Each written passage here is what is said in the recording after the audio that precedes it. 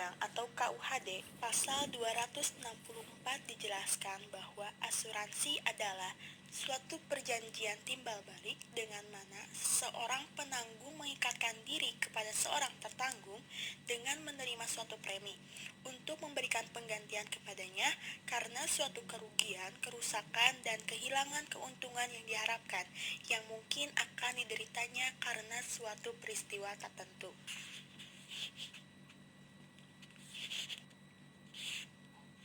Sedangkan pengertian asuransi syariah menurut Islam, yaitu Islam sebagai ajaran yang lengkap dan terpadu. Telah ada pembahasan tentang muamalah dalam hal ini. Asuransi dalam literatur Islam memang tidak diketemukan secara spesifik yang memiliki makna asuransi.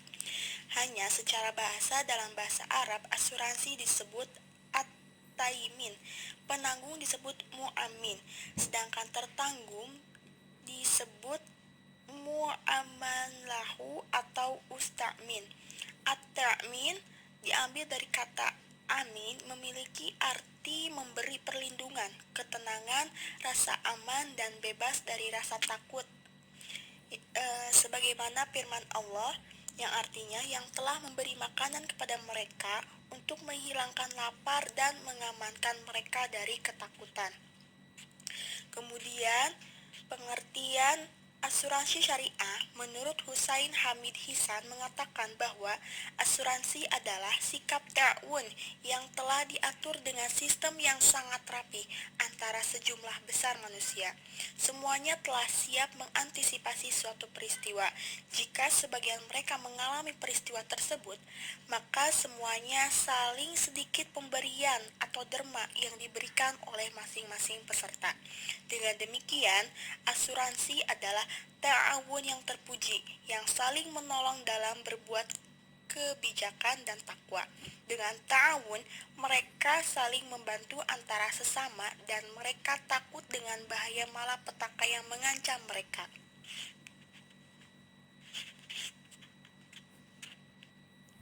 Jadi, pengertian manajemen asuransi syariah adalah sebuah cara dalam mengelola perusahaan asuransi syariah supaya operasionalnya berjalan dengan baik.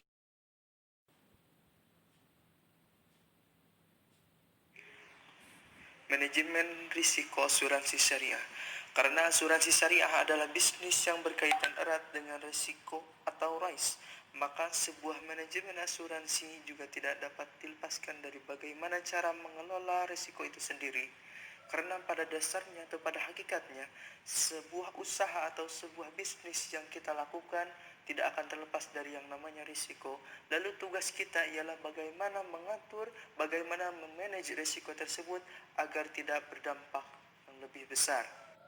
Jenis risiko diantaranya ada risiko spekulatif dan ada risiko murni.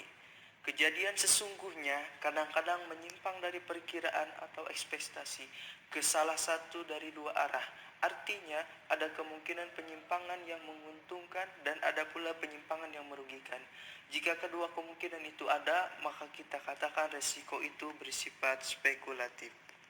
Lalu, lawan dari risiko spekulatif adalah risiko murni, yaitu risiko yang hanya ada kemungkinan kerugian. Risiko ini hanyalah mempunyai kemungkinan kerugian dan tidak mempunyai kemungkinan untung. Semua orang berharap umur panjang, tetapi ia mungkin mati muda. Risiko ini adalah risiko murni karena hanya bergerak ke satu arah, yaitu ke arah kemungkinan kerugian. Selanjutnya ada sumber risiko. Risiko menimbulkan kondisi yang kondusif terhadap bencana yang menyebabkan kerugian. Kerugian ialah penyimpangan yang tak diharapkan. Kemungkinan kejadian demikian yang kita namakan risiko. Walaupun ada beberapa overlapping atau tumpang tindih di antara kategori-kategori itu, namun penyebab kerugian dan risiko dapat diklasifikasikan sebagai risiko sosial, risiko fisik, dan risiko ekonomi. Menentukan sumber risiko ialah hal yang sangat penting karena akan mempengaruhi menanganinya. Ada beberapa cara dalam menangani risiko.